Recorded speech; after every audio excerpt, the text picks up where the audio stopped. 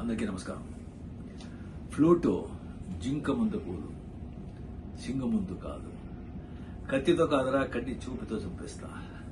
ఇలాంటి పద్ధతిలాగా ఓన్లీ బాలయ్య గారు చెప్తేనే బాగుంటుంది, కానీ వేరేవారు చెప్తే బాగుండదు. బాలయ్య అంటే పాజిటివిటీ అండి. నెగిటివిటీ ఆయన దగ్గర కొత్తు కూడా ఉండదు. ఆయన ఎక్కడ ఉంటారో అక్కడ ఆ సంతోషం, ఆ నవ్వు, ఆ పాజిటివిటీనే ఉంటుంది. ఆయనకు పోటీ ఆయనే, మీరు ఎవ్వరూ లేరు. బాలయ్య గారి పిక్చర్ బాగా ఆడుతుందంటే ఆయన అభిమానులు మాత్రం కాదు, అందరు ఆర్టిస్ట్ అభిమానులు సంతోషపడతారు. అది ఆయన స్ట్రెంగ్త్. ఇప్పుడు ఆయన వచ్చి సినిమా ఇండస్ట్రీలో 50 years కంప్లీట్ చేస్తుంటారు. దానికి నా అభినందనలు.